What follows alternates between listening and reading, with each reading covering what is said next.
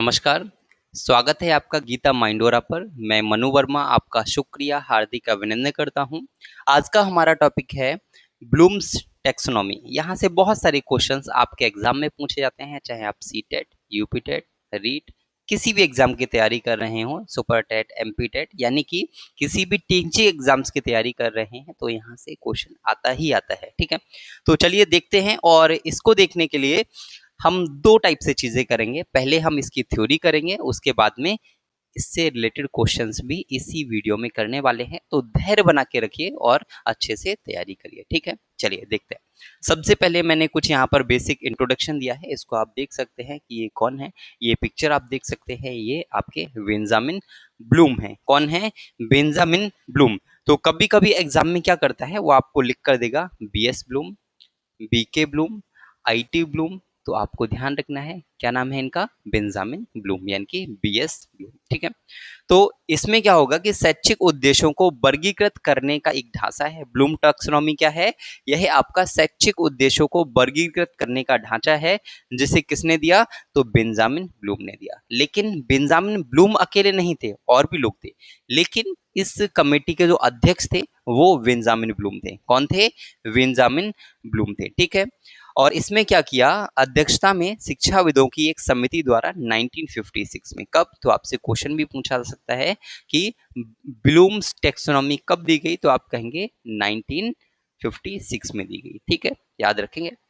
इससे पहली बार शैक्षिक उद्देश्यों का वर्गीकरण यानी कि शैक्षिक लक्ष्यों का वर्गीकरण के रूप में परिभाषित किया गया था, यानी कि the classification of educational goals इसमें दिया गया था। ठीक है, आप देख सकते हैं, नामक प्रकाशन में प्रस्तुत किया गया था।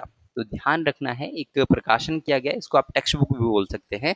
एक टेक्स्ट बुक बनाई गई थी, क्या नाम था उसका? Taxonomy of education, educational objectives. ठीक है, और the classification of educational goals, इसमें इसको प्रस्तुत किया गया था। यह वर्गीकरण अधिगम उद्देश्यों को 3 व्यापक क्षेत्रों में विभाजित करता है। तो आपसे पूछा जा सकता है कि बीएस ब्लूम का जो वर्गीकरण था वो कितने भागों में था, तो आप कहेंगे 3 भागों में। कौन कौन सा? तो आप कहेंगे संज्ञानात्मक पक्ष, जो कि आपका ज्ञान और समझ पर आधारित था। नेक्स्ट है आपका भावात्मक पक्ष, यानी कि भावात्मक पक्ष क्या है? ये आपकी भावना पर, आपके इमोशंस पर आधारित है। और नेक्स्ट है आपका मनोगत्यात्मक पक्ष, यानी कि ये आपका जो है वो एक्टिविटी बेस्ड है, आप जो शारीरिक क्रिया, फिजिकल क्रियाएं करते हैं उस पर आधारित है। आई होप कि आपको इतना समझ आया होगा। यहाँ से बहुत ज़्यादा क्वेश्चंस नहीं बनेंगे, यहाँ से सिर्फ आपको याद रखना है कि किस में इसे पहली बार प्रकाशित किया गया था। तो ये आपको याद रखना है कि taxonomy of educational objectives, the classification of educational goals. और आपको क्या याद रखना है कि ब्लूम टेक्सोनॉमी किसने दी? तो बीएस ब्लूम ने दी थी, यानी कि बेंजामिन ब्लूम ने दी थी। कब दी? तो 1956 में दी थी। बस इतना आपको याद रखना है। ठीक है, नेक्स्ट आपको याद रखना है कि कौन कौन से पक्ष हैं जिनके बारे में हमने अभी बात की थी। तो पहले मैंने आपको बताया ज्ञानात्मक पक्ष, जिसको हम कॉग्निटिव डोमेन बोलते हैं। नेक्स्ट आता है आपका भावात्मक पक्ष, जो जिसको हम बोलते हैं अफेक्टिव डोमेन। एंड लास्ट आता है आपका क्रियात्मक पक्ष। लेकिन इन सभी में सबसे ज्यादा अगर कहीं से क्वेश्चन पूछे जाते हैं तो वो है आपका ज्ञानात्मक पक्ष। क्या है आपका? ज्ञानात्मक पक्ष। मैक्सिमम क्वेश्चंस अभी तक जो एग्जाम्स हुए हैं, चाहे वो UP TET, C TET, REET, MP TET, super TET, जितने भी एग्जाम्स हुए, हर एग्जाम में सबसे ज्यादा अगर क्वेश्चंस कहीं से पूछे गए हैं तो वो है ज्ञानात्मक पक्ष। यहाँ से 80%, ठीक है, यहाँ से 80% आपका वेटेज होता है। तो इन दोनों को मिलाकर आपका 20% वेटेज होता है। तो ये वाला आपका मोस्ट इंपोर्टेंट है, कॉग्निटिव डोमेन। कॉग्निटिव डोमेन किससे संबंधित है? ये आपकी बुद्धि से संबंधित है। किससे? आपकी बुद्धि से संबंधित है, आपके चिंतन से संबंधित है। यानी कि ज्ञान, समझ, चिंतन, तर्क और बौद्धिक कौशल से संबंधित जो आपका डोमेन है वो कौन सा है?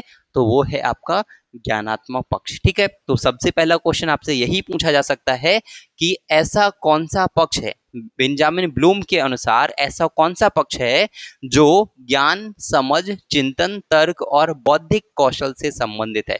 इनमें से कोई भी एक उठा के दे देगा, बोलेगा कि इनमें से कौन सा ऐसा पक्ष है जो समझ से संबंधित है। तो कौन सा? कॉग्निटिव डोमेन यानी कि ज्ञानात्मक पक्ष। ठीक है, इनके बारे में डिटेल से पढ़ेंगे, डोंट वरी। ठीक है, नेक्स्ट भावात्मक पक्ष क्या है? ये आपके भावनाओं से, आपके इमोशंस से, आपके वैल्यूज से, आपके मूल्यों से संबंधित है और आपकी रुचियों से, अभिवृत्तियों से संबंधित जो पक्ष है वो है आपका भावात्मक पक्ष, ठीक है, यानी कि अफेक्टिव डोमेन। नेक्स्ट आता है आपका क्रियात्मक पक्ष। अब क्रियात्मक पक्ष किससे संबंधित है? ये आपकी शारीरिक क्रियाओं से संबंधित है, जिसमें आपके कौशल भी आ सकते हैं, गतिविधियां भी आ सकती हैं, ठीक है। तो ये आपको याद रखना है, 3 main domains of Benjamin Bloom. अब इसमें आप देखेंगे तो बेंजामिन ब्लूम के जो 3 मेन डोमेन थे उसमें सबसे पहला मैंने बताया था आपको ज्ञानात्मक पक्ष। कौन सा बताया था? ज्ञानात्मक पक्ष। और मैंने आपको बताया था कि 80% क्वेश्चंस आपके ज्ञानात्मक पक्ष से आते हैं, तो यही आपको सबसे ज्यादा अच्छे से करना होगा। इसको अगर आप देखेंगे तो इसका वर्गीकरण कब किया गया? तो 1956 में किया गया, जैसा कि मैंने स्टार्टिंग में ही आपको बताया था, ठीक है। लेकिन इसको रिवाइज कर दिया गया बाद में। क्या किया गया? रिवाइज किया गया ईयर 2001। ईयर 2001 में यानी कि 2001 में इनके एक शिष्य थे जिन्होंने इनके पूरे वर्गीकरण को रिवाइज कर दिया, वो भी हम बाद में देखेंगे। और अगर दोनों टाइप के क्वेश्चन आते हैं, मान लीजिए इनके जो पुराने डोमेन दिए थे उनसे रिलेटेड क्वेश्चन आएंगे और नए डोमेन से क्वेश्चन आएंगे, तो कैसे हैंडल करेंगे वो भी मैं आपको बताने वाला हूं, ठीक है। तो आप देखेंगे अब यहां पर इन्होंने मानसिक क्षमताएं दी जो कि निम्न से उच्च स्तर तक दी थी, निम्न से उच्च स्तर तक दी। अब निम्न स्तर कहाँ है? यहां से स्टार्ट होगा और ये ऊपर की तरफ जाएगा, ये आपका उच्च स्तर है, ठीक है। तो यहां से स्टार्ट करेंगे और यहां तक जाएंगे, यानी कि निम्न से उच्च स्तर के तरफ इन्होंने दिया था। अब देखिए सिंपल तरीके से समझाऊंगा। अगर आपको कुछ भी करना है, अगर आपको कुछ भी करना है, मान लीजिए आपको साइकिल चलाना है, आपको साइकिल चलाना है। अब साइकिल चलाना है तो सबसे पहले आपको साइकिल के बारे में ज्ञान होना चाहिए, साइकिल के बारे में ज्ञान होना चाहिए कि साइकिल कैसी होती है, साइकिल में क्या क्या होता है। तो हमें पता है, जब हमें ज्ञान होता है कि साइकिल में 2 पैडल होते हैं, साइकिल में 2 पैडल होते हैं, एक हैंडल होता है, तो हमें ज्ञान होना चाहिए साइकिल के बारे में कि साइकिल होती कैसी है, दिखती कैसी है, ठीक है। और जब हम उसको देखेंगे तो क्या होगा? हमारे माइंड में एक समझ विकसित हो जाएगी, ठीक है। जब हम पहले तो हम सोच रहे थे कि कैसी होगी, ठीक है, यानी कि हमें ज्ञान होना चाहिए। और ज्ञान क्या होगा? जो ज्ञान होगा उसी के आधार पर हमारी समझ विकसित होगी कि भाई हम साइकिल चला पाएंगे, क्योंकि साइकिल में एक हैंडल है, हैंडल ऐसे पकड़ना होगा, पेडल को ऐसे ऐसे मारना होगा, और अगर हम ऐसा करते हैं तो हमारी साइकिल चलने लग जाएगी। तो हमारे मन में एक समझ विकसित हो जाएगी, ठीक है। अब समझ विकसित होने से ही काम नहीं होगा, क्या करेंगे आप? क्या करेंगे आप? प्रयोग करेंगे, अनुप्रयोग करेंगे, यानी कि उसको चलाने की कोशिश करेंगे, उसको चलाने की कोशिश करेंगे, यानी कि अनुप्रयोग करेंगे। और उसको ऐसे हैंडल पकड़ेंगे और आप पैडल को मारेंगे, यानी कि आप उसे चलाएंगे, अनुप्रयोग करेंगे। अब अनुप्रयोग जब करेंगे तो बीच बीच में आप सोचेंगे, विश्लेषण करेंगे कि यार ये ऐसे ऐसे हैंडल हिल रहा है, अभी अभी क्या हो रहा है? हिल रहा है। इसको ऐसे स्टेबल करने के लिए क्या करना पड़ेगा? विश्लेषण करेंगे, अपने माइंड में क्या करेंगे? विश्लेषण करेंगे, सोचेंगे।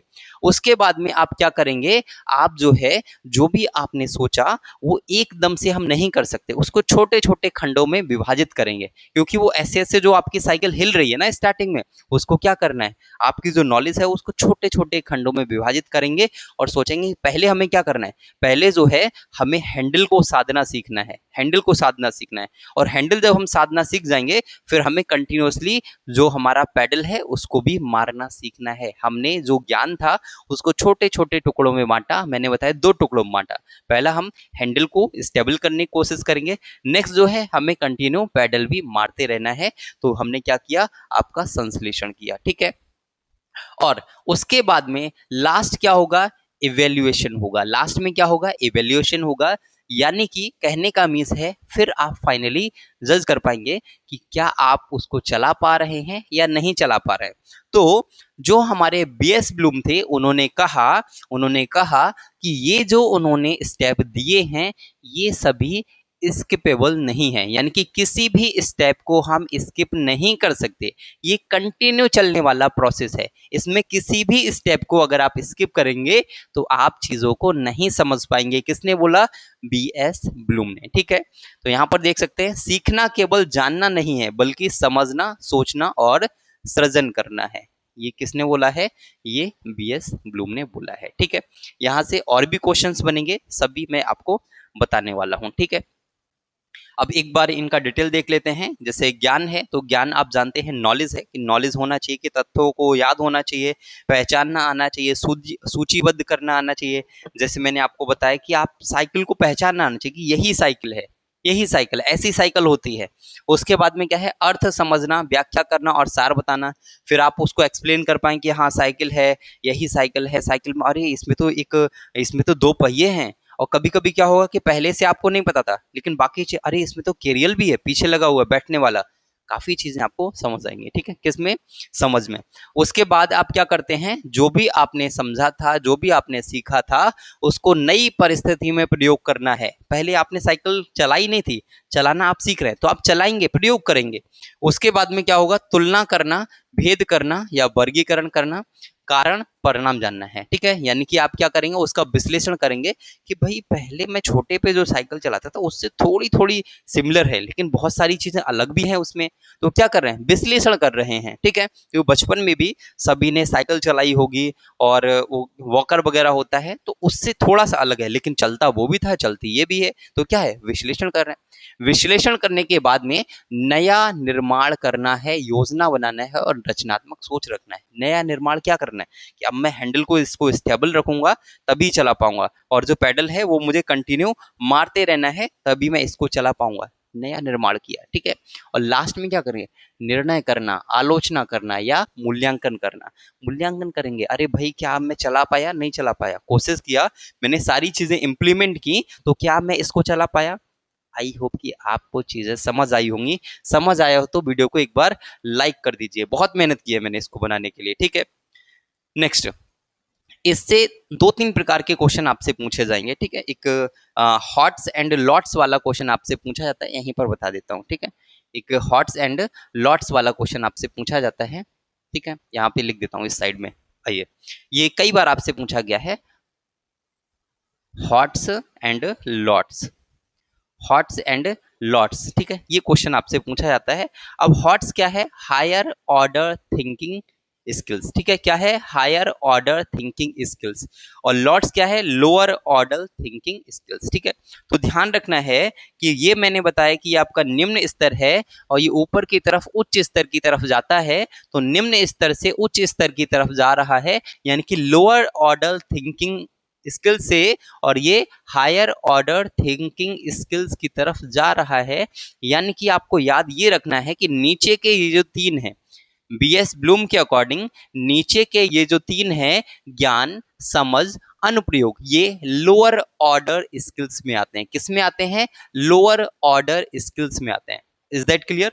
नेक्स्ट, और ये जो ऊपर वाले तीन हैं, यानी कि विश्लेषण, संश्लेषण, मूल्यांकन, ये तीनों जो हैं वो आपके हायर ऑर्डर स्किल्स में आते हैं। ठीक है, हायर ऑर्डर थिंकिंग स्किल्स में आते हैं। तो ये आपको याद रखना है। ठीक है, लॉट्स एंड हॉट्स से क्वेश्चन पूछा जाएगा 100%। नेक्स्ट, नेक्स्ट है आपका रिवाइज्ड ब्लूम टेक्सोनॉमी। हालांकि मैक्सिमम जो क्वेश्चंस हैं वो आपके ब्लूम टेक्सोनॉमी से आते हैं, जो पुराना वाला है 1956 वाला, लेकिन इससे भी कभी कभी क्वेश्चन पूछे जाते हैं। ये किसने बनाया? तो आप कहेंगे इसको बनाया था ब्लूम के एक छात्र थे, उन्होंने इसको बनाया था, यानी कि संशोधित किया था 2001 में। चीजें लगभग सेम है, चीजें लगभग सेम है, बस उन्होंने नाम चेंज किए हैं, बस उन्होंने नाम चेंज किए हैं। जो फर्स्ट वाला था हमारा, उसका नाम इन्होंने रख दिया रिमेंबर। ठीक है, यानी कि हमारा क्या था? नॉलेज, नॉलेज का नाम उन्होंने क्या रख दिया? रिमेंबर। उसके बाद में सेकंड वाले का नाम रख दिया अंडरस्टैंड, थर्ड वाले का अप्लाई, फोर्थ वाले का एनालाइज, फिफ्थ वाले का इवेल्युएट। अच्छा एक मिनट, ये तो आपके सेम रहे। ठीक है, प्रीवियस से अगर आप कंपेयर करेंगे कि ब्लूम टेक्सोनॉमी जो हमारा 1956 वाला था और 2001 वाला है, उसमें 4 स्टेप्स सेम है, 4 स्टेप्स सेम है नीचे वाले, लेकिन ऊपर का उन्होंने क्या किया, ऊपर का आप देखेंगे तो यहां पर जो था, एक मिनट मैं इसको पीछे दिखा देता हूं। देखो यहां पर एक चीज देखो, यहां क्या है? संश्लेषण है, और यहां पर क्या है? मूल्यांकन है। लेकिन जो इनके शिष्य थे, जो इनके छात्र थे, उन्होंने क्या किया? मूल्यांकन को नीचे लेकर आए और सिंथेसिस को ऊपर लेके गए।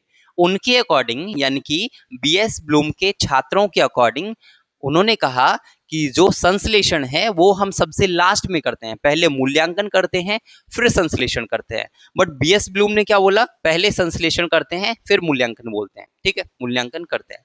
तो ये है, तो इसमें ध्यान रखना है, बीएस ब्लूम के जो छात्र थे उन्होंने मूल्यांकन को यहाँ रख दिया, मूल्यांकन को यहाँ रख दिया, और क्रिएट जो था उसको सबसे टॉप में माना। उन्होंने कहा कि सृजन जो है वो हम सबसे लास्ट में करते हैं, बीएस ब्लूम के छात्रों ने ऐसा बोला। सेम थिंकिंग है, ठीक है, सब कुछ सेम है, सब कुछ सेम है, कुछ भी डिफरेंट नहीं है, बस यहाँ से यहाँ तक जो है नाम डिफरेंट है, ठीक है, नाम डिफरेंट है, बाकी सारी चीजें सेम है, सब कुछ डिट्टो कॉपी है, ठीक है, कुछ भी चेंज नहीं, सिर्फ ये दो चीजें चेंज हुई हैं, ये जो सिंथेसिस था वो आपका यहाँ आ गया और इवेल्युएट जो है वो आपका यहाँ आ गया, ठीक है, तो ये आपका किया गया है इसमें, ठीक है, बस इतना याद रखना है। इसमें भी आपसे पूछा जा सकता है लॉट्स एंड हॉट्स के बारे में, तो इसमें भी आपका सेम ही होगा कि यहां से यहां तक देखेंगे तो ये आपके लोअर ऑर्डर थिंकिंग में आता है, किसमें, लोअर ऑर्डर थिंकिंग स्किल्स में आते हैं, और ऊपर वाले ये जो 3 हैं वो आपके हायर ऑर्डर थिंकिंग स्किल्स में आते हैं, ठीक है, तो ध्यान रखना है, रिमेंबर, अंडरस्टैंड, अप्लाई, ये आपके किस में आते हैं, ये तीनों आएंगे आपके लोअर ऑर्डर थिंकिंग स्किल्स में, और ये आपके 3 आएंगे हायर ऑर्डर थिंकिंग स्किल्स में, एनालाइज, इवेल्युएट, क्रिएट, ठीक है, इतना आपको याद रखना है, ठीक है, आई होप कि आपको समझ आया होगा। नेक्स्ट, जैसा कि मैंने आपको बताया कि जो आपका ज्ञानात्मक पक्ष है वहां से सबसे ज्यादा क्वेश्चन पूछे जाएंगे, उसके बाद जो है वो आपके इजी हैं, यहाँ से बहुत ज्यादा क्वेश्चंस पूछे जाने की पॉसिबिलिटी नहीं रहती है, लेकिन एक दो क्वेश्चन यहाँ से भी पूछे जा सकते हैं। भावात्मक पक्ष यानी कि अफेक्टिव डोमेन, ये क्या है कि इसमें वे तरीके शामिल होते हैं जिनसे हम भावात्मक यानी कि इमोशनली कनेक्ट होते हैं या फिर इमोशनली रूप से सामना करते हैं, जैसे किसी की तारीफ करना, किसी को उत्साह देना, उसकी प्रेरणा करना, ठीक है, ये सब क्या है, ये आपके भावात्मक पक्ष के अंतर्गत आते हैं।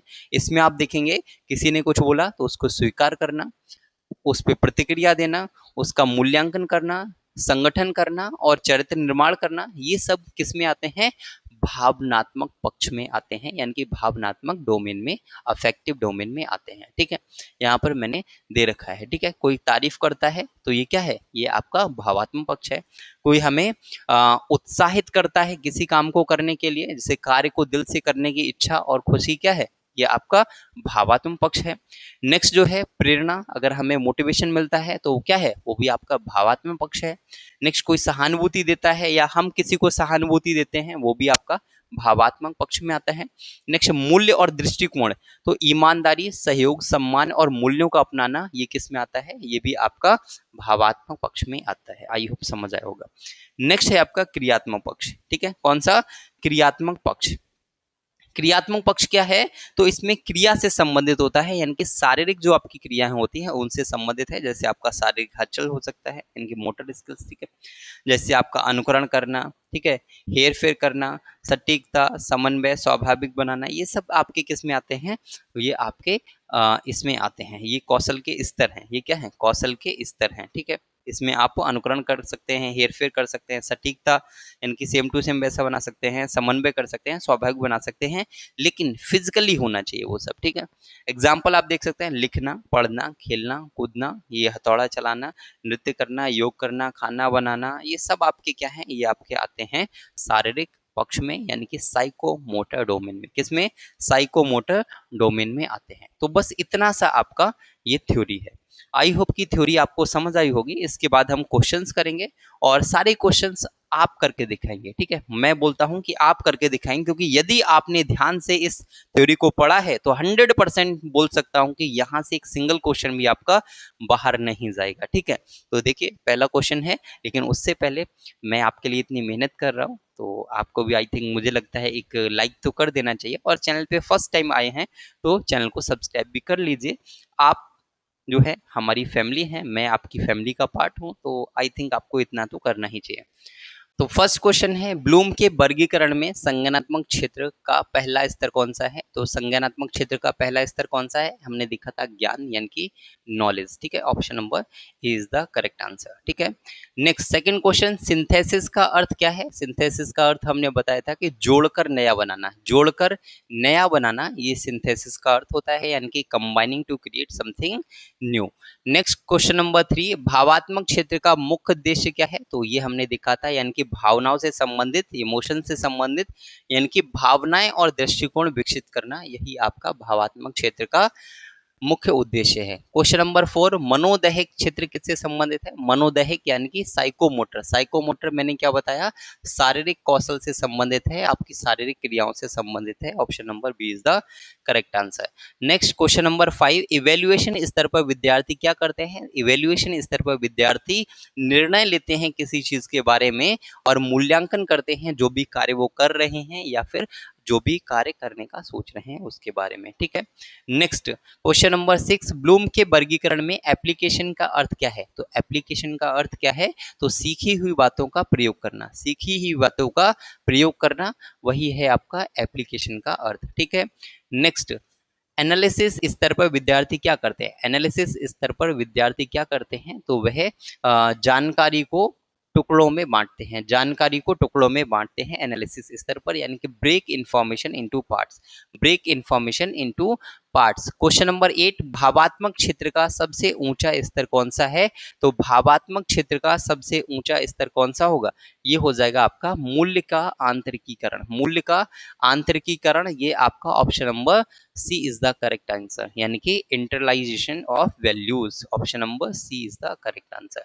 नेक्स्ट है, मनोदैहिक क्षेत्र में मैनिपुलेशन का क्या अर्थ है? मनोदैहिक क्षेत्र में मैनिपुलेशन का क्या अर्थ है? तो इसका अर्थ होता है मनोदैहिक यानी कि साइकोमोटर। ठीक है, तो इसमें आंसर क्या होगा? इसका आंसर हो जाएगा निर्देशों के अनुसार कार्य करना, निर्देशों के अनुसार कार्य करना, ये आपका करेक्ट आंसर हो जाएगा, यानी कि option number B is the correct answer, यानी कि performing task according to instructions, performing task according to instructions, जो भी इंस्ट्रक्शन दिए गए हैं उनके अकॉर्डिंग कार्य करना। ठीक है, और ये है आपका क्वेश्चन नंबर 10, जिसका आंसर आपको कमेंट बॉक्स में देना है। ठीक है, क्योंकि मैंने आपको कराया है तो आई होप इजीली आप इसको कर पाएंगे। ठीक, नमस्कार, स्वागत है आपका गीता माइंडोरा पर। मैं मनु वर्मा आपका शुक्रिया हार्दिक अभिनंदन करता हूं। आज का हमारा टॉपिक है, जीन पियाजे की एक थ्योरी है, कॉग्निटिव थ्योरी, जिसको हम संज्ञानात्मक विकास का सिद्धांत बोलते हैं। और यहाँ से बहुत सारे क्वेश्चंस आपके एग्जाम्स में आते हैं। यदि आप CTET, UPTET, REET, MPTET, Super TET या किसी भी टीचिंग एग्जाम्स की तैयारी कर रहे हैं, यहाँ से 100% एक दो क्वेश्चन आपका आता है। ठीक है, और मैं वादा करता हूँ कि इस वीडियो को देखने के बाद एक सिंगल क्वेश्चन भी आपका यहाँ से बाहर नहीं जाएगा। मैं थोड़ा टाइम लगाऊंगा क्योंकि पहले थ्योरी पढ़ाऊंगा, थ्योरी पढ़ाने के बाद में आपको क्वेश्चंस कराऊंगा और उसके आंसर्स भी आप देंगे, क्योंकि आप थ्योरी को बहुत अच्छे से पढ़ने वाले हैं। ठीक है, तो चलिए स्टार्ट करते हैं और देखते हैं क्या है आपकी थ्योरी। तो सबसे पहले कुछ बेसिक इन्फॉर्मेशन जान लेते हैं कि संज्ञानात्मक विकास का सिद्धांत किसने दिया? तो आप बोलेंगे जीन पियाजे ने दिया। किसने दिया? जीन पियाजे ने संज्ञानात्मक विकास का सिद्धांत दिया था। ठीक है, और ये कहाँ के वैज्ञानिक थे वो भी आपको याद रखना है। ठीक है, कहाँ के थे? तो ये स्विट्जरलैंड के यानी कि स्विस मनोवैज्ञानिक थे। ध्यान रखना है, जीन पियाजे स्विट्जरलैंड के मनोवैज्ञानिक थे, यानी कि स्विस मनोवैज्ञानिक थे। ठीक है, यह सिद्धांत बताता है कि बच्चा अपने अनुभवों और मानसिक प्रक्रियाओं के माध्यम से ज्ञान ग्रहण करता है, यानी ज्ञान का निर्माण करता है। बच्चा जो है वो सिर्फ और सिर्फ ज्ञान लेता नहीं है, नहीं, वो ज्ञान का सृजन भी करता है, नई नई चीजें बनाता भी है। ठीक है, ऐसा किसने बोला? जीन पियाजे ने बोला। पियाजे के अनुसार बच्चा एक सक्रिय शिक्षार्थी है, यानी कि एक्टिव लर्नर है। ऐसा नहीं है कि आप जो पढ़ाएंगे वही बच्चा पढ़ेगा, वही बच्चा सीखेगा, नहीं। बच्चा जो है आप पढ़ाते हैं वो अलग है, लेकिन उसके अलावा भी बच्चा बहुत सारी नई नई चीजें अपने ज्ञान में इंक्लूड करता है, नए ज्ञान का निर्माण करता है। बच्चे छोटे नन्हे वैज्ञानिक होते हैं, यह किसने बोला है? जीन पियाजे ने। ये कथन हजारों बार आपसे पूछा गया है कि यह कथन किसने कहा है कि बच्चे छोटे वैज्ञानिक होते हैं। बच्चे छोटे वैज्ञानिक होते हैं, किसने बोला है? जीन पियाजे ने बोला है। ये बात आपको याद रखना है। जीन पियाजे ने क्या बोला है कि बच्चे छोटे वैज्ञानिक होते हैं, और ये कई बार आपसे एग्जाम में पूछा गया है। ना माने तो आप अपने पेपर को उठाकर देख लीजिए, प्रीवियस ईयर को देख लीजिए, आपको खुद पता चल जाएगा। ठीक है। संज्ञानात्मक विकास का सिद्धांत क्या है? तो ये है कि ये बताता है कि बच्चे जो हैं वो सोचने, समझने, तर्क करने और समस्याओं का समाधान करने की क्षमता कैसे विकसित करते हैं। पियाजे के अनुसार बच्चे केवल जानकारी को ग्रहण नहीं करते हैं। ऐसा नहीं कि आपने जो ज्ञान दिया वही उनके पास ज्ञान है, नहीं। वो ज्ञान का क्या करते हैं? वो अपने अनुभवों के आधार पर स्वयं ज्ञान का निर्माण करते हैं, जो कि इतनी देर से मैं आपको बता रहा था। तो ये पूरा सार है। ठीक है, इसको जरूर याद रखना है। नेक्स्ट जो है कि इन्होंने क्या बताया, इन्होंने अपने जो सिद्धांत थे उसमें संज्ञानात्मक विकास के बारे में थ्योरी दी थी, और उस थ्योरी में इन्होंने संज्ञानात्मक विकास के 4 चरण बताए। कितने बताए? 4 चरण बताए, जिसमें पहला चरण इन्होंने बताया संवेदी गामक अवस्था। कौन सा? संवेदी गामक अवस्था, यानी कि सेंसरी मोटर स्टेज। कौन सा? सेंसरी मोटर स्टेज, जिसको इन्होंने बताया कि ये जो है वो 0 से लेकर 2 इयर्स तक होती है। आपको क्या क्या पूछा जा सकता है? सबसे पहले तो आपसे पूछा जा सकता है कि यहाँ पर जो इन्होंने स्टेज दी हैं उन स्टेज के नाम आपसे पूछे जा सकते हैं। क्रम वाइज आपको याद रखना है कि पहली अवस्था कौन सी है, दूसरी कौन सी है, तीसरी कौन सी है, चौथी कौन सी है। ये डायरेक्टली ऐसा नहीं हो सकता कि हम फर्स्ट से डायरेक्ट तीसरे में आ जाएं या चौथे में आ जाएं, नहीं, इट्स नॉट पॉसिबल। आपको जो है डायरेक्टली नहीं जाना है। आपको क्या करना है? जो स्टेप इन्होंने दिए हैं उनको फॉलो करना ही होगा, उसके बिना आपका काम नहीं चल पाएगा। ठीक है, तो सबसे पहली जो अवस्था है वो संवेदी गामक अवस्था है, जिसको हम सेंसरी मोटर स्टेज बोलते हैं, और ये जो है 0 से लेकर 2 वर्ष तक की आयु होती है। सेकेंड स्टेज इन्होंने बताई पूर्व संक्रियात्मक अवस्था। कौन सी? पूर्व संक्रियात्मक अवस्था, यानी कि प्री ऑपरेशनल स्टेज, और जिसकी आयु इन्होंने बताई 2 से लेकर 7 वर्ष तक। तो पहली 0 से 2, दूसरी 2 से 7। नेक्स्ट है मूर्त संक्रियात्मक अवस्था। कौन सी? मूर्त संक्रियात्मक अवस्था, जिसको हम कॉन्क्रीट ऑपरेशनल स्टेज बोलते हैं, और इसकी जो आयु है इन्होंने बताई 7 से लेकर 11 वर्ष तक के जो बच्चे होते हैं वो आपके मूर्त संक्रियात्मक अवस्था में आते हैं। ठीक है। लास्ट इन्होंने बताया औपचारिक संक्रियात्मक अवस्था, यानी कि फॉर्मल ऑपरेशनल स्टेज, और इसकी आयु इन्होंने बताई कि 11 से लेकर, और कुछ जगह पे 15 वर्ष लिखा हुआ है और कुछ जगह पर 11 से लेकर, और हम कहें कि उससे आगे की जो अवस्था है वो आपकी औपचारिक संक्रियात्मक अवस्था में आती है। ठीक है। सारी चीजों को one by one with example देखेंगे नेक्स्ट स्लाइड में। हालांकि ये सारी चीजें आपको बताने वाली हैं, बट नेक्स्ट स्लाइड में ऑलरेडी मैंने दे रखी हैं। ठीक है। नेक्स्ट, चारों चरणों का विवरण यहाँ पर दे रखा है, तो डिटेल में यहाँ पर देख लेते हैं, क्योंकि यहाँ से क्वेश्चंस आपके बहुत ज्यादा बनते हैं। ठीक है। संवेदी गामक अवस्था, जिसके बारे में मैंने आपको बताया, क्या क्या बताया? पहला बताया 0 से 2 वर्ष। ठीक है। दूसरी मैंने क्या बताई थी? 2 से 7 वर्ष। तीसरी मैंने क्या बताई थी? 7 से 11 वर्ष। और चौथी मैंने बताई 11 वर्ष से अधिक, और कुछ जगह पे क्या होगा 11 से 15 वर्ष भी लिखा होता है। ठीक है। तो संवेदी गामक अवस्था ये सबसे पहली अवस्था है, यानी कि 0 से 2 वर्ष की अवस्था है। तो इसमें क्या होगा? बच्चा जो है वो इंद्रियों से सीखता है। इंद्रियां क्या हैं? आपकी 5 इंद्रियां होती हैं, आंख, कान, नाक, जीभ और त्वचा। तो इन इंद्रियों के द्वारा ही बच्चा सीखता है, और क्रियाओं से सीखता है। किस किस से? इंद्रियों से और क्रियाओं से बच्चा सीखता है संवेदी गामक अवस्था में। और इसमें क्या होता है? वस्तु स्थायित्व, यानी कि ऑब्जेक्ट परमानेंस का विकास होता है। बच्चा जो है वो ऑब्जेक्ट को समझता है कि यही ऑब्जेक्ट जो है परमानेंट है, ये ऑब्जेक्ट ऐसा होता है, ये ऐसा होता है, जो उसने देख लिया कि हाँ ये ऐसा है। उसको नहीं पता ना, उसको जो दिख रहा है वो वैसा ही समझ आ रहा है, क्योंकि बहुत छोटा है बच्चा। बच्चा सिर्फ 0 से 2 वर्ष तक है। ठीक है। अब इसमें जो है एग्जाम्पल क्या देखिए आप, कि बच्चा जानता है कि खिलौना कपड़े के नीचे भी मौजूद है। ठीक है। ऑब्जेक्ट परमानेंस, जैसे हमने क्या बताया कि मान लीजिए आपने क्या किया कि एक खिलौना लिया, यहाँ पे आप देख सकते हैं एक खिलौना था, बच्चा खेल रहा था, और आपने क्या किया कि उस खिलौने को एक कपड़े के ऊपर, कपड़े के नीचे रख दिया। लेकिन बच्चे को इतना तो पता है कि इसके नीचे आपने रखा है, क्योंकि वो किससे सीख रहा है? अपनी ज्ञानेंद्रियों से सीख रहा है। साथ ही साथ उसके अंदर ऑब्जेक्ट परमानेंस, यानी कि वस्तु स्थायित्व जो है वो डेवलप हो चुका है। वो समझ जाता है कि हाँ ये चीज इतनी मोटी है, तो ये मतलब यहाँ पर जो कपड़ा रखा है, और कपड़ा जो है वो इतना मोटा यहाँ से कैसे दिख रहा है? और मेरे सामने यहाँ पे रखा है तो वो तुरंत बता देगा कि यहाँ पर ये ऑब्जेक्ट रखा हुआ है। ठीक है, तो ये है आपका संवेदी गामक अवस्था जिसकी अवधि है 0 से लेकर 2 साल तक। नेक्स्ट है पूर्व संक्रियात्मक अवस्था। पूर्व संक्रियात्मक अवस्था यानी कि 2 से लेकर 7 साल तक ये आता है। ठीक है, इसमें क्या होता है, इसमें अब 2 से 7 साल तक का बच्चा है तो बोलना भी शुरू करता है। क्या करता है बच्चा? बोलना शुरू करता है, यानी कि भाषा का विकास होने लग जाता है, प्रतीकों का प्रयोग करने लग जाता है। किसका प्रयोग? प्रतीकों का प्रयोग करने लग जाता है, ऐसे ऐसे कर लेगा। ठीक है, हालांकि वो काम यहाँ पर भी करता है, लेकिन यहाँ पर जो प्रतीक वो यूज कर रहा है वो सारे प्रकार के जितने भी साइन हैं, प्रतीक हैं, उन सभी का यूज कर लेगा।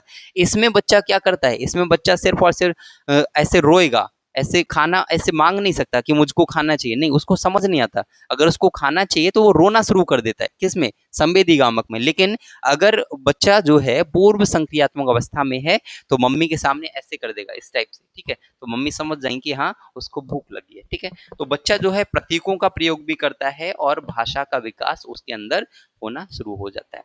जो सोच होती है वो स्वकेंद्रित होती है, यानी कि ईगो सेंट्रिक सोच होती है। अब ईगो सेंट्रिक का मतलब क्या है कि बच्चा सिर्फ और सिर्फ अपने बारे में जानता है।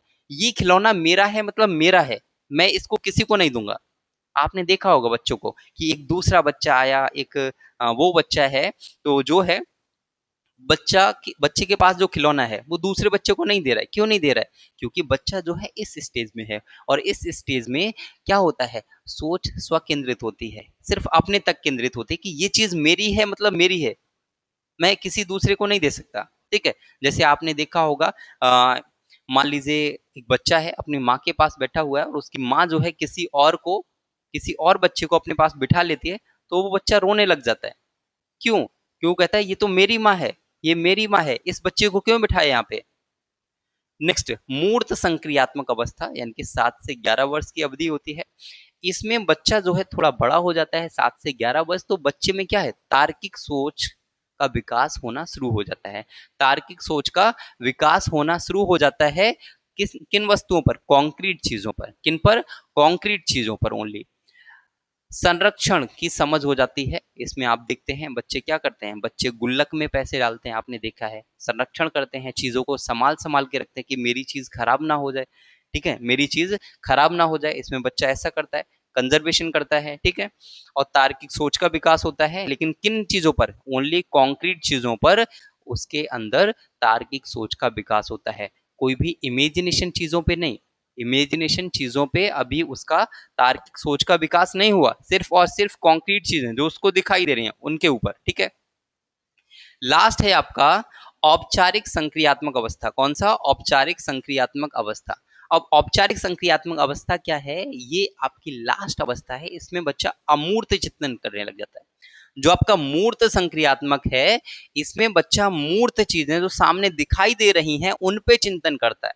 लेकिन औपचारिक संक्रियात्मक अवस्था, जिसको अमूर्त भी बोलते हैं, क्या बोलते हैं? अमूर्त संक्रियात्मक अवस्था। ठीक है, इसको हम अमूर्त संक्रियात्मक अवस्था भी कहते हैं। 11 से 15 वर्ष तक या फिर 11 से अधिक वर्ष के आयु के बच्चों के लिए होता है।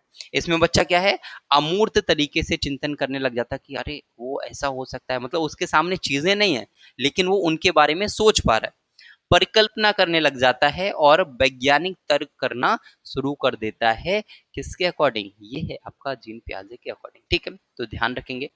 अब इनके उदाहरण देख लेते हैं कि संवेदी गामक अवस्था में, ये मैंने बता दिया था कि आपको बच्चा समझ जाता है वस्तु स्थायित्व के बारे में कि यहाँ पर कोई वस्तु रखी हुई है, यहाँ पर ये गुड्डा रखा हुआ है, यहाँ पे तौलिया रखी हुई है, ये मेरा खिलौना रखा हुआ है, वो वस्तु स्थायित्व के बारे में समझ चुका है।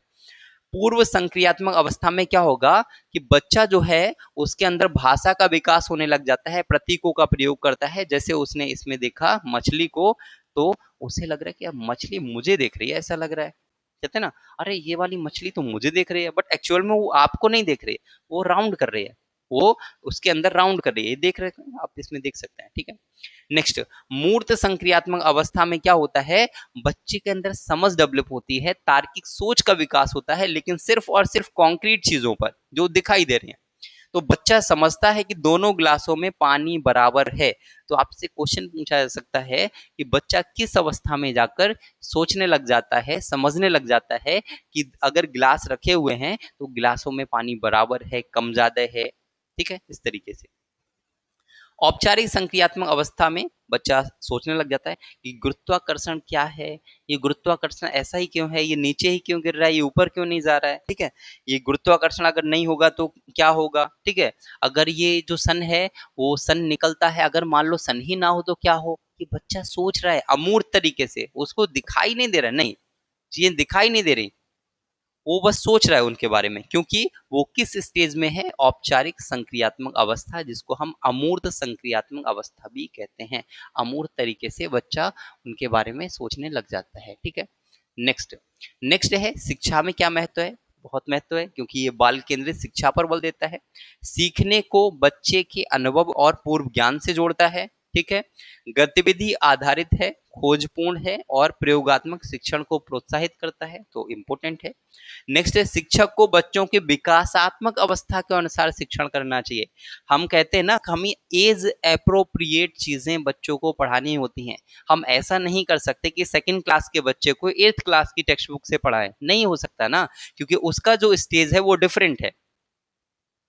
नेक्स्ट, बच्चों में तर्क शक्ति, समस्या समाधान क्षमता और स्वतंत्र चिंतन का विकास होता है। ये इसका शिक्षा में महत्व है, कई बार आपसे पूछा जा सकता है, ठीक है।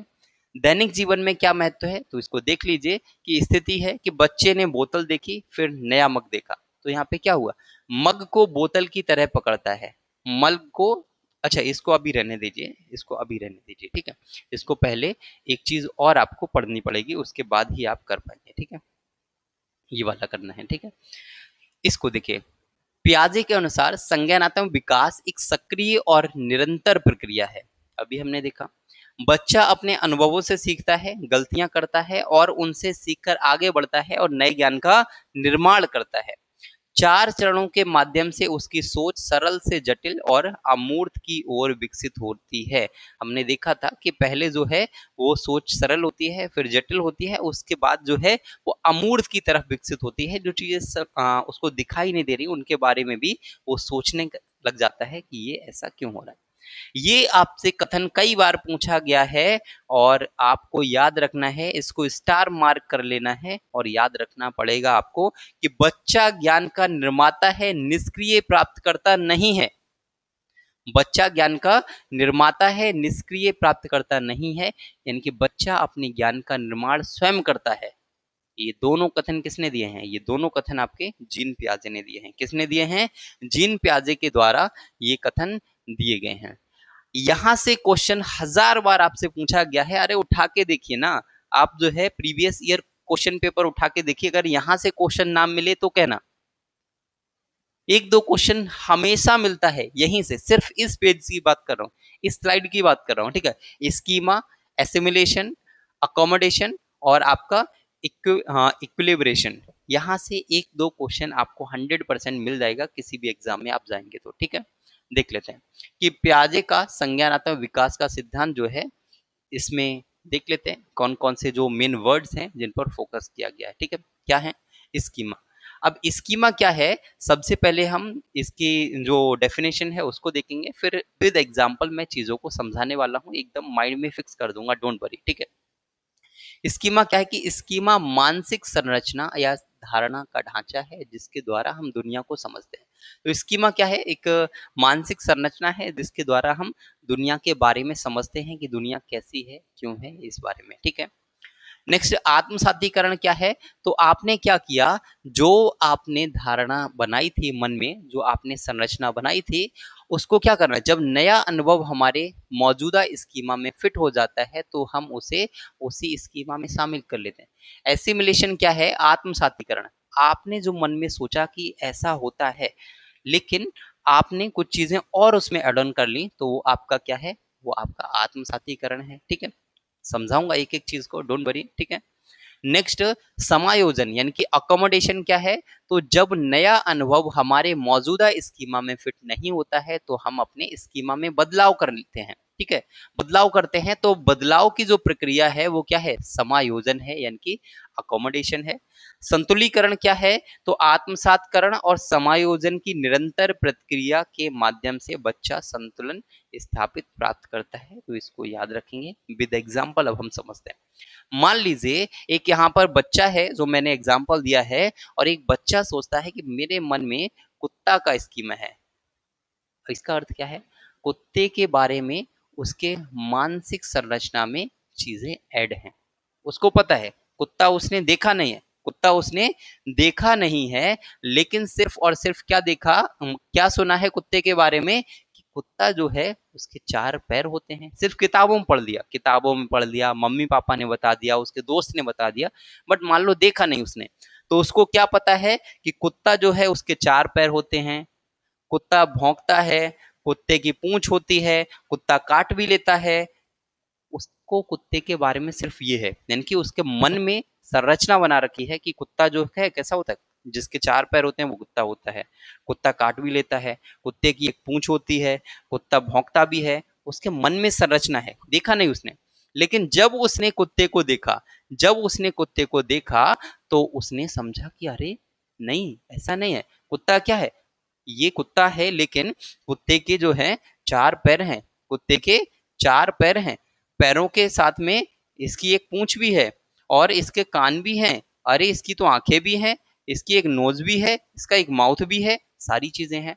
तो उसको समझ आया कि अरे कुत्ता ये है।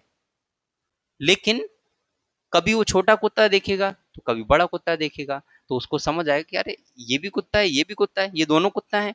कुत्ता का साइज छोटा नहीं होता, साइज छोटा भी हो सकता है, बड़ा भी हो सकता है। तो उसने क्या किया, उसने जो है मौजूदा स्कीमा जो था, उसका जो मौजूदा स्कीमा था कि कुत्ता जो है सिर्फ 4 पैर होते हैं, भौंकता है, उसकी पूंछ होती है, सिर्फ वहां तक ना रह के कुछ चीजें और एड ऑन कर ली, यानी कि आत्मसातीकरण उसने कर लिया। ठीक है। लेकिन एक उसने हाथी देखा, क्या देखा, हाथी देखा।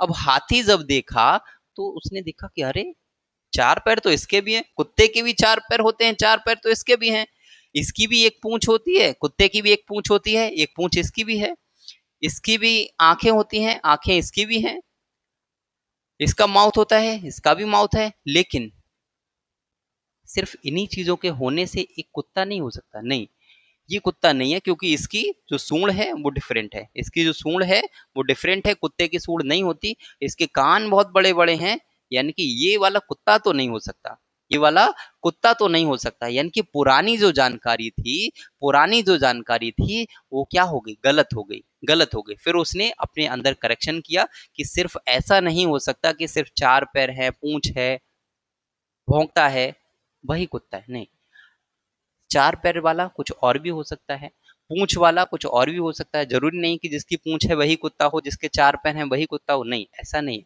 तो उसने क्या किया, अपनी जो जानकारी थी उसमें मतलब चेंज कर लिया, क्या कर लिया, चेंज कर लिया कि कुत्ता जो है सिर्फ वही नहीं होता जिसके 4 पैर होते हैं, 4 पैर वाला कुछ और भी हो सकता है। ठीक है। संतुलितकरण क्या है कि दोनों को संतुलित रखना, क्या रखना, संतुलित, यानी कि आत्मसातकरण, आत्मसातकरण और आपका समायोजन, आत्मसातकरण और समायोजन दोनों को संतुलित करके रखना। जब संतुलन बिगड़ता है तो बच्चा सीखने के लिए प्रयास करता है, जब संतुलन बिगड़ेगा तो क्या होगा, बच्चा सीखने के लिए प्रयास करेगा, नई समझ बनने पर फिर से संतुलित स्थापित हो जाता है, संतुलन स्थापित हो जाता है। तो ये 4 वर्ड बहुत ज्यादा आपसे पूछे जा सकते हैं, स्टीमा, एसिमिलेशन, अकोमोडेशन और आपका इक्विलिब्री, हाँ इक्विलिब्रेशन। ठीक है, तो ये आपको याद रखना है। ये थोड़ा सा बोलने में हमेशा मुझे कठिनाई आती है, कुछ वर्ड होते हैं जो हमारी टंग से स्लिप होते हैं, बहुत कोशिश करता हूँ इसका। ठीक है, संतुलीकरण। नेक्स्ट, तो ये आपका एक ओवरऑल मैंने स्लाइड बनाया है, तो आप इसको देख सकते हैं। ये कथन आपसे हजारों बार पूछा गया है कि नन्हे वैज्ञानिक होते हैं बच्चे, किसने बोला है, जीन प्याजे ने बोला है। जीन प्याजे ने कहा है कि बच्चे नन्हे वैज्ञानिक होते हैं जो ज्ञान का निर्माण स्वयं करते हैं, किसने बोला, जीन प्याजे ने बोला। तो ये एक स्लाइड है जिसके बारे में आप देख सकते हैं, एक ही स्लाइड में आपको सब कुछ मिल जाएगा। अच्छा, ये और देख सकते हैं कि इनकी एक पुस्तक है, इनकी एक पुस्तक है the language of thoughts of the child, the language of thoughts of the child, जो कि 1923, किसमें, 1923 में इसको पब्लिश किया गया था, the language of thought of the child, the the language of thought of the child. अच्छा, इनकी आलोचना भी होती है। बहुत सारे ऐसे साइकोलॉजिस्ट हैं जो इनकी आलोचना करते हैं। क्यों करते हैं? क्योंकि इन्होंने जो प्रयोग किए थे अपने ही बच्चों पर प्रयोग किए।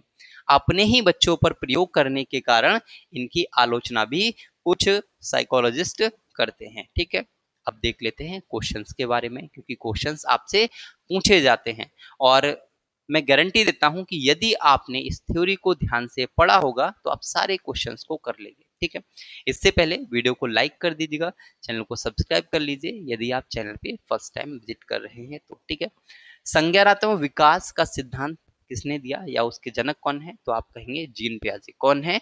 जीन पियाजे। अभी तो हमने देखा कि जीन पियाजे जो हैं वो संज्ञानात्मक विकास के जनक हैं। ठीक है, नेक्स्ट है जीन पियाजे किस देश के मनोवैज्ञानिक थे? जीन पियाजे किस देश के मनोवैज्ञानिक थे? तो ये स्विस मनोवैज्ञानिक थे, यानी कि स्विट्जरलैंड के मनोवैज्ञानिक थे। ठीक है, नेक्स्ट है जीन पियाजे ने अपने सिद्धांत में कुल कितनी अवस्थाएं बताई हैं? तो कितनी अवस्थाएं बताई हैं? 4 अवस्थाएं बताई हैं। कितनी अवस्थाएं बताई हैं? 4 अवस्थाएं बताई हैं, अभी हमने पढ़ा था। ठीक है, नेक्स्ट है कि संवेदी गामक अवस्था किस आयु में होती है? किस आयु में होती है? तो संवेदी गामक का अर्थ क्या है कि ये आपकी संवेदना से संबंधित है, यानी कि 0 से 2 इयर्स तक। कितना? 0 टू 2 इयर्स तक ये आपकी होती है। 0 टू 2 इयर्स तक की जो आपकी अवधि है वो आपकी संवेदी गामक अवस्था में आती है। ठीक है, नेक्स्ट है आपका वस्तु स्थायित्व, यानी कि ऑब्जेक्ट परमानेंस किस अवस्था में विकसित होता है? तो हमने देखा था कि ऑब्जेक्ट परमानेंस जो है कि वस्तु कहाँ रखी है, क्या वस्तु है, वो कहाँ होता है? वो आपका संवेदी गामक अवस्था में होता है। किस में होता है? संवेदी गामक अवस्था में होता है। ठीक है, नेक्स्ट है आपका क्वेश्चन नंबर 6 है कि पूर्व संक्रियात्मक अवस्था में बच्चा किसके माध्यम से सीखता है? तो पूर्व संक्रियात्मक अवस्था में बच्चा जो है वो सिंबल्स के द्वारा सीखता है। किसके माध्यम से? सिंबल्स के माध्यम से सीखता है। किसके माध्यम से? सिंबल्स के माध्यम से सीखता है, यानी कि option number B is the correct answer. Option number B is the correct answer. Next, मूर्त संक्रियात्मक अवस्था में बच्चा क्या करता है? मूर्त संक्रियात्मक अवस्था में बच्चा क्या करता है? तो मूर्त यानी कि जो सामने दिखाई दे रही हैं चीजें, कॉन्क्रीट जो चीजें हैं उनके बारे में, यानी कि कॉन्क्रीट रीजनिंग से सीखता है, यानी कि मूर्त तर्क के द्वारा सीखता है। मूर्त तर्क के द्वारा सीखता है। क्वेश्चन नंबर 8, औपचारिक संक्रियात्मक अवस्था में बच्चा क्या करने में सक्षम होता है? औपचारिक संक्रियात्मक अवस्था में बच्चा क्या करने में सक्षम होता है? तो बताइए, औपचारिक जिसको हम क्या बोलेंगे? औपचारिक को ही मैंने एक और नाम बताया था आपको, अमूर्त। क्या बताया था? अमूर्त संक्रियात्मक अवस्था। अमूर्त है यानी कि अमूर्त चिंतन और समस्या समाधान। अमूर्त चिंतन और समस्या समाधान करने में सक्षम होता है। ठीक है, नेक्स्ट जो है क्वेश्चन नंबर 9, पियाजे के अनुसार बच्चा किस प्रकार का वैज्ञानिक होता है? तो पियाजे ने कहा था कि बच्चा जो है वो एक नन्हा वैज्ञानिक है। बच्चा कैसा वैज्ञानिक है? नन्हा वैज्ञानिक है, यानी कि लिटिल साइंटिस्ट है, जो अपने ज्ञान का निर्माण स्वयं करता है। जो अपने ज्ञान का निर्माण स्वयं करता है। क्वेश्चन नंबर 10 है पियाजे के अनुसार अवस्थाओं का क्रम कैसा होता है? तो इसका आंसर मैं नहीं बताऊंगा, क्योंकि मैंने आपको पहले ही बताया था कि क्रम जो है वो चेंज नहीं होता। तो इसका आंसर जो है वो आपको कमेंट बॉक्स में। नमस्कार, स्वागत है आपका गीता माइंडोरा पर। मैं मनु वर्मा आपका शुक्रिया हार्दिक अभिनंदन करता हूं। आज का जो हमारा टॉपिक है वो है अल्बर्ट बांडुरा का सामाजिक संज्ञानात्मक सिद्धांत, या फिर जिसको हम सामाजिक अधिगम सिद्धांत भी बोलते हैं।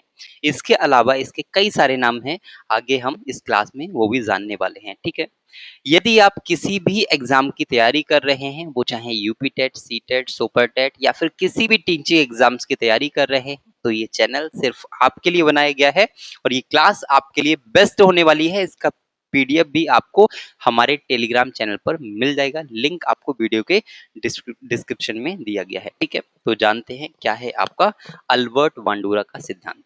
सबसे पहले आपको याद रखना होगा अल्बर्ट बांडुरा के बारे में। ठीक है, जो हम आगे देखेंगे। इसके जो उपनाम है वहां से बहुत सारे क्वेश्चन पूछे जाते हैं। अगर आपने सिर्फ याद कर लिया कि सामाजिक अधिगम सिद्धांत किसने दिया, आप सीधे बोलेंगे अल्बर्ट बांडुरा ने दिया।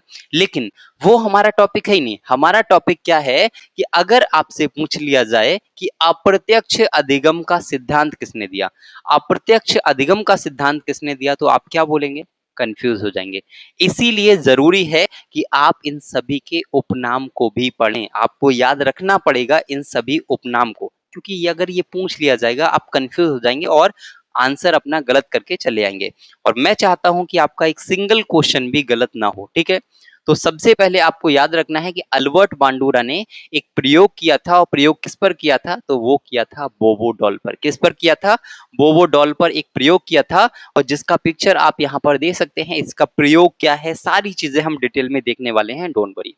यहाँ पर आप ये बोबो डॉल देख सकते हैं, ठीक है। और इसमें ये बच्चा जो है इसको मार रहा है, क्यों मार रहा है, कैसे मार रहा है, वो सारी चीजें हम आगे देखने वाले हैं। अभी आपको ये याद रखना है कि अल्बर्ट बांडुरा का सिद्धांत क्या है, तो सामाजिक अधिगम सिद्धांत है। कौन सा है, सामाजिक अधिगम का सिद्धांत है। इसके अलावा और क्या नाम है, तो आप कहेंगे अनुकरण अधिगम का सिद्धांत। क्या, अनुकरण अधिगम का सिद्धांत। नेक्स्ट है अवलोकन अधिगम का सिद्धांत एंड अप्रत्यक्ष अधिगम का सिद्धांत, निर्देशन का सिद्धांत, प्रेक्षणात्मक सिद्धांत, जिसको हम क्या बोलेंगे, सोशल लर्निंग थ्योरी और मॉडलिंग थ्योरी। ये सभी किसके नाम है, आप कहेंगे अल्बर्ट बांडुरा के सामाजिक अधिगम सिद्धांत के अन्य नाम है, ठीक है। इनके नाम क्यों हैं, जैसे मान लीजिए सामाजिक अधिगम सिद्धांत, इसका नाम क्यों है, अनुकरण अधिगम सिद्धांत क्यों है, सारी चीजें मैं एक्सप्लेन करूंगा यहाँ पे, ठीक है, डोंट वरी। नेक्स्ट, पहले हमें जानना होगा कि अल्बर्ट बांडुरा कौन थे और उन्होंने क्या क्या किया, क्योंकि वहां से आपसे बहुत सारे क्वेश्चंस पूछे जाते हैं। यहाँ पर आप एक पिक्चर देख सकते हैं, ये पिक्चर है आपकी अल्बर्ट बांडुरा की, यही आपके अल्बर्ट बांडुरा हैं। तो अल्बर्ट बांडुरा जो है, इनका जन्म हुआ था, कब हुआ, 4 दिसंबर 1925 में इनका जन्म हुआ, और इनकी डेथ भी ऑलरेडी हो चुकी है 2021 में, ठीक है। कहाँ के थे ये, तो ये आपके कनाडा और अमेरिका, ठीक है, कनाडा और अमेरिका दोनों के ये निवासी माने जाते हैं, और ये मनोवैज्ञानिक थे। और ये जो है स्टैनफोर्ड विश्वविद्यालय में सामाजिक विज्ञान के प्रोफेसर थे। किसके, सामाजिक विज्ञान के प्रोफेसर थे। तो आपसे पूछा जा सकता है कि अल्बर्ट बांडुरा जो थे वो किसके प्रोफेसर थे, तो आप कहेंगे सामाजिक विज्ञान के प्रोफेसर थे, ठीक है। उन्होंने शिक्षा और मनोविज्ञान के क्षेत्र में महत्वपूर्ण योगदान दिया था। ये बहुत सिंपल है, जो जरूरी चीजें हैं उनको हम अंडरलाइन करेंगे, उसको आपको जरूर याद रखना है। वे सामाजिक अधिगम सिद्धांत यानी कि सोशल लर्निंग थ्योरी के प्रवर्तक माने जाते हैं। यानी कि आपसे अगर पूछा जाए कि सामाजिक अधिगम सिद्धांत किसने दिया या फिर उसके जनक कौन थे, तो आप कहेंगे अल्बर्ट बांडुरा, ठीक है। और उन्होंने क्या दिया, तो सामाजिक संज्ञानात्मक सिद्धांत यानी कि सोशल कॉग्निटिव थ्योरी। अब यहाँ पर ध्यान रखना है, यदि आपसे पूछा जाए सामाजिक अधिगम सिद्धांत किसने दिया, अल्बर्ट बांडुरा ने दिया। सामाजिक संज्ञानात्मक सिद्धांत किसने दिया, तो अल्बर्ट बांडुरा ने दिया, ठीक है। इसके अलावा आप देखें तो उन्होंने स्वप्रभावकारिता यानी कि सेल्फ एफिशिएंसी की अवधारणा प्रस्तुत की, जो यह बताती है कि किसी व्यक्ति का अपने कार्य की क्षमता पर विश्वास उसके व्यवहार और सफलता को प्रभावित करता है, ठीक है। इसको अभी डिटेल में देखेंगे, डोंट वरी। बांडुरा ने व्यवहारवाद और संज्ञानात्मक मनोविज्ञान के बीच संक्रमण को प्रभावित किया। एक क्वेश्चन आपसे पूछा गया है, किसमें पूछा गया है, एमपी टेट में पूछा गया है कि जो अल्बर्ट बांडुरा हैं वो किससे संबंधित हैं, व्यवहारवाद से संबंधित हैं या फिर आपके कॉग्निटिव साइकोलॉजी से संबंधित हैं, यानी कि बिहेवियरिज्म से संबंधित हैं या फिर आपके कॉग्निटिव साइकोलॉजी से संबंधित है। तो इसका आंसर है कि ये किसी से भी संबंधित नहीं है। ना इन्होंने व्यवहारवाद को फॉलो किया और ना ही इन्होंने संज्ञानात्मक मनोविज्ञान को फॉलो किया। इन्होंने क्या किया, इन्होंने कहा कि हम ना इधर जाएंगे ना इधर जाएंगे, हम बीच में रहेंगे, हम दोनों को फॉलो करेंगे, हम दोनों को फॉलो करेंगे। तो ये क्वेश्चन आपसे पूछा गया है एमपी टेट में। उनका कार्य व्यक्तित्व मनोविज्ञान, चिकित्सा और शिक्षा के क्षेत्र में भी अत्यंत प्रभावशाली रहा है। यहाँ पर सिर्फ और सिर्फ आपको वही याद करना है जो मैंने अंडरलाइन किया है या मार्क किया है, बस वहां से क्वेश्चन बनेगा, और इसके अलावा कोई भी क्वेश्चन आपसे नहीं बनने वाला है, ठीक है। इसको देखिए, अल्बर्ट बांडुरा का सामाजिक अधिगम सिद्धांत, ठीक है। इससे पहले हम इनकी थ्योरी देख लेते हैं। सॉरी प्रयोग देख लेते हैं कि इन्होंने किस पर प्रयोग किया, क्या इनका एक्सपेरिमेंट था, क्योंकि वहां से रिलेट करेंगे अपने प्रीवियस स्लाइड पर। ठीक है, तो यहाँ पर आप देखेंगे एक्सपेरिमेंट ऑफ अल्बर्ट बांडुरा। अब अल्बर्ट बांडुरा ने क्या किया था, यहाँ पर मेरे पास एक वीडियो नहीं है, बट अल्बर्ट बांडुरा ने पूरा एक वीडियो बनाया था, उसके पिक्चर्स भी रिलीज किए थे, एक वीडियो भी बनाया था। ठीक है, तो यहाँ पर देखेंगे ये एक बोबो डॉल है। क्या है? बोबो डॉल है। ये बच्चे के पास में क्या है? बोबो डॉल है। यहाँ पर आप देखेंगे हर पिक्चर में बोबो डॉल है। ठीक है, और यहाँ पर मैंने जो ये पिक्चर यूज की है, ये पिक्चर मैंने नहीं बनाई है, ये पिक्चर जो है अल्बर्ट बांडुरा ने रिलीज की है। ठीक है, उन्हीं का जो वेबसाइट है वहीं से मैंने ये डायरेक्टली पिक्चर ली है। तो आप देख सकते हैं यहाँ पर ये बच्चा उठा रहा है, यहाँ पे ऐसे कर रहा है, यहाँ पे ये कर रहा है। तो आप देखेंगे कि कई सारी एक्टिविटीज यहाँ पर ये बच्चे कर रहे हैं। अब इनमें आप देखिए कहीं कहीं पे क्या हो रहा है कि मतलब यहाँ पर ये व्यक्ति है, यहाँ पर ये बच्चा है, सॉरी, ये बच्चा क्या कर रहा है, इसको गिरा रहा है, गिरा के मार रहा है। यहाँ पर ये बच्चा क्या कर रहा है, इसको ऊपर ऐसे धक्का दे रहा है, ऐसे ऐसे कर रहा है। यहाँ पर आप देखेंगे तो ये बच्चा क्या कर रहा है, इसको नीचे इस टाइप से मार रहा है। और यहाँ पर आप देखेंगे तो यहाँ पर इस बच्चे ने क्या किया, इसको फुटबॉल बना दिया एक तरीके से। क्या किया? फुटबॉल बना दिया। अब उसने प्रयोग ये किया, अल्बर्ट बांडुरा ने प्रयोग ये किया कि यहाँ पर बच्चे ने जो भी किया, ये अलग अलग एक्शंस किए थे ना, उन्होंने कुछ बच्चों को ये पिक्चर दिखाई, ये वीडियो दिखाया कि भाई ऐसे ऐसे है। और अल्बर्ट बांडुरा ने वही सेम बोबो डॉल इस नए बच्चे को दे दी, इस वाले बच्चे को। ये बच्चा डिफरेंट था, ये वाला बच्चा डिफरेंट था, इसको दे दी। अब उन्होंने देखा कि ये वाला बच्चा भी लगभग उसी की तरह एक्शन कर रहा था, उसी की तरह कहीं मार रहा है, कहीं नीचे करके मार रहा है, कहीं ऊपर करके मार रहा है, कहीं ऐसे मार रहा है, कहीं वैसे मार रहा है। जिस प्रकार से इसमें किया गया, सेम उसी प्रकार से इसमें इसने पैर से मारा। तो देखिए यहाँ पर इसने पैर से मारा, यहाँ पर देखेंगे इसने मुक्का मारा इसके, तो इसने भी यहाँ पे मारा हुआ है। इसने इसको ऊपर उठाया तो इसने भी इसको ऊपर उठाया और मारा। इसमें इसने नीचे गिराया तो इसने भी इसको नीचे गिराया। कहने का मतलब ये है कि बच्चा जैसा देखता है वैसा ही करता है, बच्चा समाज में जैसा दिखता है वैसा ही करता है। यह सिद्ध किया किसने? अल्बर्ट बांडुरा ने, इस प्रयोग के माध्यम से। उसके बाद उन्होंने क्या किया, एक अन्य बच्चे को इसी टाइप से दिखाया, एक अन्य बच्चे को इसी टाइप से वो पिक्चर्स और वो वीडियो दिखाया। इसमें भी आप देखेंगे यहाँ पर ये वाली बच्ची क्या कर रही है, उसको नीचे गिराकर मार रही है। इसमें आप क्या देखेंगे, ऐसे उसने हाथ में पकड़ा हुआ है, मतलब ऊपर की तरफ। यहाँ पर देखिए वो क्या कर रही है, इसको हाथ से ऐसे मार रही है, मुक्का मार रही है। यहाँ पर आप देखेंगे तो ये पैर से मार रही है। मतलब सेम सेम चीजें यहाँ पर हो रही हैं हर बच्चे के साथ।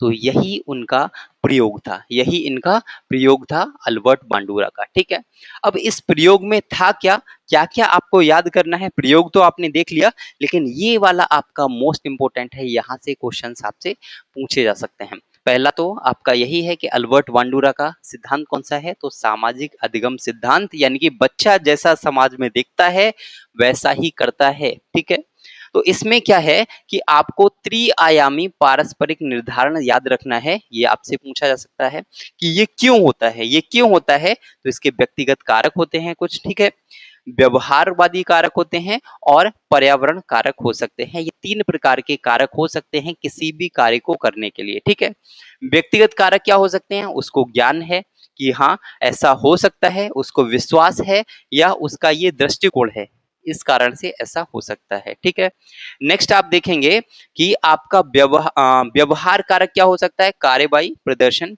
या कौशल।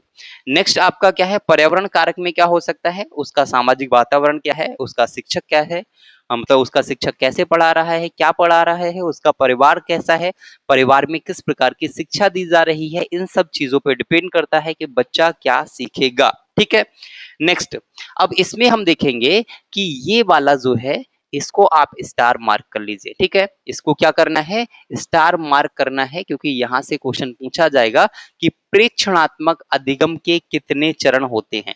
याद रखना है, प्रेक्षणात्मक अधिगम के कितने चरण होते हैं, तो आप कहेंगे 4 चरण होते हैं। पहला कौन सा होता है, ध्यान होता है। सेकंड कौन सा होता है, धारण होता है। पुनर्उत्पादन होता है, और आपका क्या होता है, अभिप्रेरणा होता है। ये 4 चरण आपके होते हैं। समझाता हूं क्या होता है। ठीक है, पहले इनको याद करेंगे, क्या, ध्यान, धारण, पुनर्उत्पादन और अभिप्रेरणा, ठीक है। इंग्लिश में भी याद कर लीजिए, अटेंशन, रिटेंशन और मोटर, रिप्रोडक्शन और आपका मोटिवेशन, ठीक है। अब यहाँ पे देखते हैं, ठीक है। तो सबसे पहले आपको क्या करना है, आप जो है ध्यान देंगे, क्या करेंगे, उस चीज के बारे में ध्यान देंगे। फिर ध्यान देने के बाद में उसको अपने व्यवहार में याद करेंगे, यानी कि उसको सीखेंगे, धारण करेंगे, ठीक है। उसके बाद क्या करेंगे, पुनर्उत्पादन करेंगे, यानी कि व्यवहार को स्वयं दोहराने की कोशिश करेंगे और उसके बाद में व्यवहार को दोहराने के लिए प्रोत्साहन मिलेगा या दंड मिलेगा, वो आपका बाद में है कि रिवॉर्ड मिलेगा या पनिशमेंट मिलेगा। अब यहाँ पर जो आपका मैंने प्रयोग दिखाया था अल्बर्ट बांडुरा का, उससे कैसे ये रिलेट करता है वो देखिए। जब दूसरे बच्चे ने वो पिक्चर, वो वीडियो देखी, तो उसने क्या देखा कि इसमें क्या क्या हो रहा है, तो उसने ध्यान दिया। जब उसको बोबो डॉल दी गई तो उसने ध्यान दिया कि अरे उसमें क्या किया गया था, उसमें क्या किया गया था। फिर उसको याद आया कि अरे उसमें क्या किया गया था, उसमें ऐसे ऐसे मारा गया था। तो उसने क्या किया, अपने धारण किया, व्यवहार को याद किया कि उसमें क्या किया गया था। उसने देखा कि पहले तो ऐसे ऐसे पंच मारे गए थे, फिर उसने कई बार जो है पैर से भी मारा था इस टाइप से, और उसने ऐसे भी मारा था, ऊपर को करके भी मारा था। तो उसने क्या किया, पहले उसने ध्यान दिया हुआ क्या, फिर उसने क्या किया, धारण किया, यानी कि व्यवहार को याद किया कि क्या क्या उसमें हो रहा है, वो मुझे भी करना है। उसके बाद में पुनर्उत्पादन, पुनर्उत्पादन यानी कि व्यवहार को स्वयं दोहराना। फिर उसने क्या किया, उसने भी व्यवहार को दोहराया, यानी कि उसने भी ऐसे मुक्के मारे सामने की तरफ, इधर की तरफ, उधर की तरफ, किसमें, वो डॉल में, ठीक है। और उसके बाद में उसको क्या मिला, मोटिवेशन मिला। और मोटिवेशन कैसा भी हो सकता है, वो आपका प्रोत्साहन भी हो सकता है और दंड भी हो सकता है, ठीक है। नेक्स्ट ये वाला और देखिए, प्रेक्षणात्मक अधिगम यानी कि मॉडलिंग। अब इसमें मॉडल क्या क्या होता है, तो मॉडल जो है वो आपके शिक्षक हो सकते हैं, माता पिता हो सकते हैं, मित्र हो सकता है या फिर मीडिया हो सकती है, क्योंकि बच्चा जो देखता है वही करता है। आप एक टीचर हैं और आपको बच्चा जैसा देखेगा वैसा ही बच्चा करेगा। इसीलिए आपसे बोला जाता है कि आपका जो पहनावा है, आपके चलने का जो ढंग है, आपके खाने का जो ढंग है, वो सारी चीजें बच्चों पर इफेक्ट डालता है। इसीलिए आपको ये सारी चीजें याद रखनी है, ठीक है। तो आप देखें मॉडल प्रतिरूप क्या हो सकता है, तो आपके माता पिता हो सकते हैं, शिक्षक हो सकते हैं, मित्र हो सकते हैं, मीडिया हो सकती है। यानी कि आप देखते हैं, जैसे एक चीज बताता हूँ, आप देखते हैं कि विराट कोहली ने इस टाइप से बाल कटवाए हुए हैं, आप भी उस टाइप से बाल कटवा के आ जाते हैं, क्या वो आपसे कहने आए थे, नहीं कहा, आपसे कहा नहीं, बट आपने उसको देखा और आपने किया। किस के तहत, इसी के तहत, इसी थ्योरी के तहत किया आपने, ठीक है।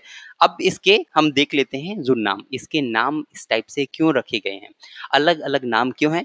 तो सामाजिक अधिगम सिद्धांत क्यों रखा गया है, क्योंकि बच्चा जैसा समाज में दिखता है वैसा ही करता है, इसीलिए इसका नाम है सामाजिक अधिगम का सिद्धांत। नेक्स्ट है अनुकरण अधिगम का सिद्धांत।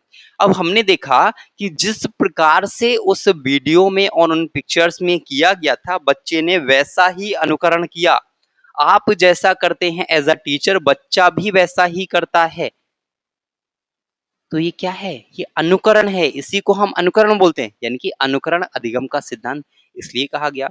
नेक्स्ट है अवलोकन का सिद्धांत। बच्चा पहले देखता है और अवलोकन करता है कि इसमें हो क्या रहा है, और जैसा जैसा हो रहा है वो वैसा वैसा ही करता है। अवलोकन करने के बाद में जैसा वो देख रहा है वैसा ही सेम करता है, इसीलिए इसका नाम अवलोकन अधिगम सिद्धांत भी रखा गया। अप्रत्यक्ष अधिगम सिद्धांत क्यों रखा गया, क्या आपके सामने, मान लीजिए आप लेडीज हैं और आपने देखा कि अरे अनुष्का शर्मा ने तो बहुत अच्छे कपड़े पहने हुए हैं, आपसे कहने आई थी अनुष्का शर्मा कि मेरे मुझे देखो मैंने कौन से कपड़े पहने हुए हैं, नहीं, आपने अप्रत्यक्ष रूप से देखा, आपने कोई प्रत्यक्ष रूप से नहीं देखा, लेकिन आपने देखा और उनको फॉलो किया। फॉलो किया कैसे, अप्रत्यक्ष रूप से। बच्चा भी सामने से नहीं देखा, सामने से नहीं देखा कि दूसरे बच्चे ने बोबो डॉल के साथ क्या किया, नहीं देखा उसने, उसने सिर्फ वीडियोस में देखा, उसने पिक्चर्स में देखा, यानी कि अप्रत्यक्ष रूप से देखा, इसीलिए इसका नाम क्या है, अप्रत्यक्ष अधिगम सिद्धांत भी है। तो इसी प्रकार से इसका नाम है, वो निर्देशन भी करता है इसीलिए निर्देशन का सिद्धांत, और वो प्रेक्षण भी करता है इसीलिए प्रेक्षणात्मक सिद्धांत भी है। तो ध्यान रखना है, ये बहुत सारे नाम है इसके और ये नाम ही हमें एग्जाम में कंफ्यूज करते हैं, हमारे आंसर को रॉन्ग कर देते हैं। आई होप कि यहाँ तक आपको समझ आया होगा। ठीक है, तो सबसे पहले हमने क्या देखा, सबसे पहले अभी हमने देखा कि उन्होंने प्रयोग किस पर किया, बोबो डॉल पे किया। उसके बाद उसके कौन कौन से नाम थे वो हमने देख लिया।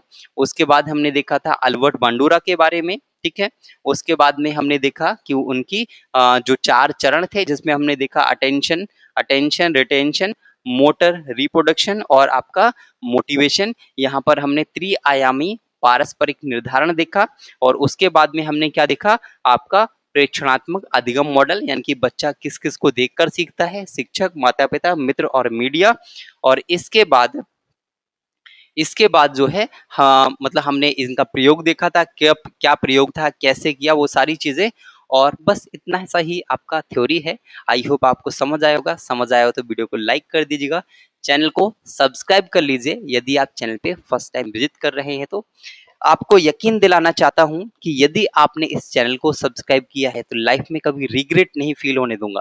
सब कुछ यहाँ फ्री ऑफ कॉस्ट रहेगा। इसका पीडीएफ आपको हमारे टेलीग्राम चैनल पर मिल जाएगा, 1 से 2 दिन में आपको प्रोवाइड कर दिया जाएगा। आप उसको भी ज्वाइन कर सकते हैं, लिंक आपको वीडियो के डिस्क्रिप्शन में दे दिया जाएगा। ठीक है, तो मिलते हैं फिर किसी नेक्स्ट वीडियो में नेक्स्ट टॉपिक के साथ। तब तक के लिए हंसते रहिए, मुस्कुराते रहिए, लेकिन तैयारी करते रहिए।